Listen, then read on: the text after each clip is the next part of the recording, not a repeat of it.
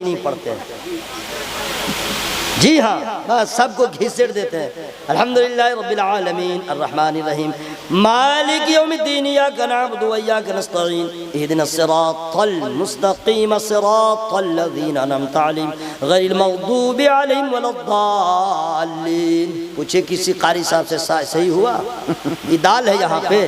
لیکن میرا پیر الحمدللہ ہزاروں میں چمکنے والا پیر، لاکھوں میں چمکنے والا پیر، اور الحمدللہ جن لوگوں نے ان کا دامن تھاما وہ بھی جہاں ہے چمک رہا ہے دمک رہا ہے. جو لوگ پیچھے پڑے تھے واٹ ڈیٹ دس کر رہے تھے ان کا ٹھکانہ دماغ تو اسی دن لگ گیا جس دن جنازہ دیکھا.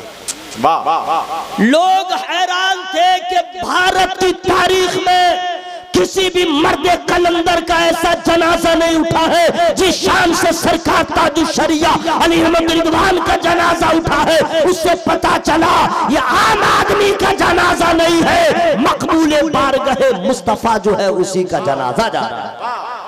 سبحان اللہ. تو میں مرید تاج الشریعہ ہوں. اللہ کا احسان ہے، مجھے فخر ہے. اللہ تعالیٰ حضور کے درجات کو بلند فرمائے اور ان کے فیوز و برکات سے سبھی حاضرین کو بھی مالا مال فرمائے. میں اپنے عنوان پہ آ رہا ہوں. بات آ گئی تھی میں نے بتا دیا.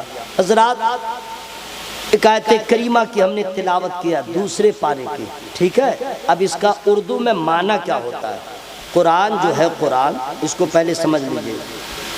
ہر سوال کا جواب قرآن میں ہے، ہر مسئلے کا حل قرآن میں ہے، ہر مرض کا علاج قرآن میں ہے، ہر درد کی دوا قرآن میں ہے، ہر زخم کا مرہم قرآن میں ہے، ہر سائل کے سوال کا جواب قرآن میں ہے. جو ہو چکا وہ بھی قرآن میں ہے، جو ہونے والا ہے وہ بھی قرآن میں ہے، جو ہو رہا ہے وہ بھی قرآن میں ہے. جنت کا بیان، دوزخ کا بیان، حوض کوثر کا بیان، جنتیوں کا بیان، دوزخیوں کا بیان، اللہ کی وحدانیت کا بیان، رسولوں کی رسالت کا بیان، اولیاء کرام کا مقام، علماء کرام کی شان، ماں باپ کا مرتبہ کیا ہے، یتیم کا حق کیا ہے، بیٹا کا حق کتنا ہے، بیٹی کا حق کتنا ہے، سود کھانے والے کا حال کیا ہوگا، شراب پینے والے کا حال کیا ہوگا، بے نمازی کا حال کیا ہوگا. روزہ کا بیان قرآن میں ہے، زکوٰۃ کا بیان قرآن میں ہے، حج کا بیان قرآن میں ہے.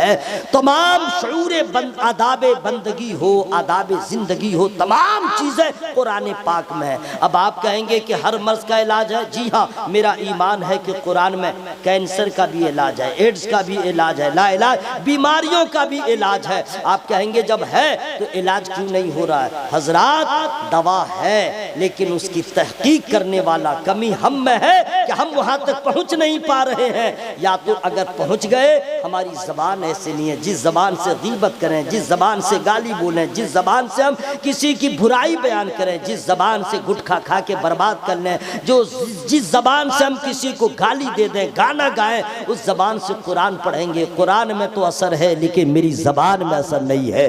قرآن پڑھنے سے پہلے الحمدللہ اپنی زبان کو بھی صاف رکھنا ہوگا، پاک رکھنا ہوگا، گالی گلوچ اٹھا سب سے بچا کے رکھنا ہوگا، تب کمال ہوگا. اس لیے کہ قرآن پڑھنے کے لیے ایک روشنی کی ضرورت نہیں ہے، دو روشنی کی ضرورت ہے. ایک آنکھ میں بھی روشنی ہو اور پھر اجالا بھی ہونا چاہیے. اندھیرے میں آنکھ کی روشنی سے کام نہیں بنے گا. اجالا ہو لیکن کوئی نابینا قرآن نہیں پڑھ سکتا، کوئی کتاب نہیں پڑھ سکتا. یہ سورج کی روشنی بھی ہو یا یہ لائٹ بھی ہو، پھر آنکھ میں روشنی ہو تب جا کر کے آپ پڑھ سکتے ہیں. اسی طرح دوستو یاد رکھیے گا قرآن پاک میں اللہ تعالیٰ نے ہر مرض کا علاج دیا ہے. قرآن کے ایک زبر زیر کے بارے میں اگر کسی نے آل فال سوچ لیا، شک کیا، اس کا ایمان خراب ہو جائے گا. ایک حرف کے بارے میں غلط سوچا، ایمان سے اسلام سے باہر ہو جائے گا.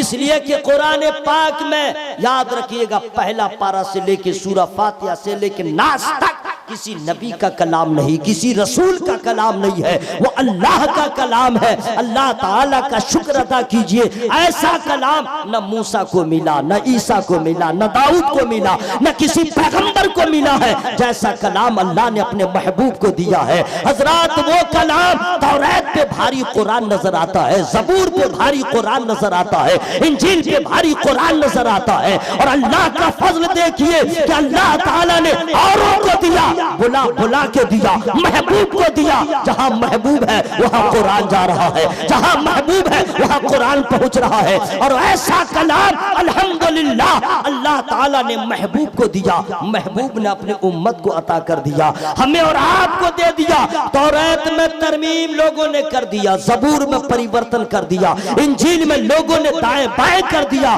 لیکن واہر قرآن آج تک قرآن میں کوئی پریورتن نہیں، کوئی چینجنگ نہیں، کوئی ترمیم نہیں۔ جیسا جبریل لے کے آئے تھے آج بھی وہی قرآن ہے۔ جو قرآن کربلا میں حسین پڑھ رہے تھے وہی قرآن ہے، جس قرآن کی تلاوت امام اعظم ابو حنیفہ کر رہے تھے آج بھی وہی قرآن ہے۔ ماحول بدلا، سوسائٹی بدلی، نظام بدلا، شعور زندگی لوگوں نے بدل ڈالا، لیکن الحمدللہ قرآن نہیں بدلا ہے۔ قرآن کو بدلنے والے برباد ہو گئے، قرآن کو چیلنج کرنے والے ستیہ ناس ہو گئے۔ عرب میں جن لوگوں نے چیلنج کیا تھا اس کا تو ٹھکانہ نہ رہا۔ یہ بھارت میں لکھنؤ کا وہ کمینہ شیعہ جو قرآن پاک کو چیلنج کیا تھا، پھر اسلام کے خلاف ہو گیا۔ سوچا تھا باپ مجھ کو جگہ دے دے گا، سوچا تھا دادا جگہ دے دیا، لیکن نہ ادھر کا رہا نہ ادھر کا رہا۔ حضرات قرآن کو کبھی کوئی چیلنج نہ کرے۔ ارے قرآن تو ہدایت والی کتاب ہے، قرآن تو برکت والی کتاب ہے، قرآن تو نجات والی کتاب ہے۔ قرآن پڑھو، ذرہ ہو تو آفتاب ہو جاؤ گے، قطرہ ہو تو دریا ہو جاؤ گے۔ قرآن وہ کتاب ہے آج خاموش ہے، حشر میں بولے گا۔ قرآن حشر میں بولے گا، جو قرآن کی تلاوت کرے گا قرآن اس کی شفاعت کرے گا۔ نعرہ تکبیر، نعرہ رسالت، حضرت علامہ قاری نثار احمد صاحب قبلہ۔ حضرات میں بھی آپ کے مزاج کے مطابق میں ڈھل نہیں رہا ہوں، بس علماء کرام بیٹھے میں بول رہا ہوں تو قرآن پاک، اس لیے قرآن پاک کا ترجمہ اردو میں اس کا معنی کیا ہوگا؟ یا ایھا الذین آمنوا ادخلوا فی السلم کافہ، یہ تو عربی ہے۔ اب اس کا معنی تو ہم لوگوں نے سمجھا نہیں، اب اس کے لیے ضروری ہے کہ اردو میں اس کا معنی کیا ہوگا، تو اس کے بارے میں بھی بتا دے رہا ہوں۔ بہت سارے لوگوں نے قرآن کا ترجمہ کیا، بہت سارے لوگوں نے کیا، آل فال کیا، کہیں کہیں ایسا ترجمہ کیا کہ اس کا بھی ایمان لڑکھڑا گیا، اتنی کمیاں۔ لیکن میں آپ کو بتا رہا ہوں جب بھی قرآن کا ترجمہ پڑھنا ہو، ادودی مدودی ادھر وادھر والے کا ترجمہ کیا وہ قرآن مت پڑھو، اس لیے کہ جتنے لوگوں نے قرآن کے ترجمے کیے ہیں سب کا ترجمہ ایک طرف، میرے اعلیٰ حضرت کا ترجمہ ایک طرف۔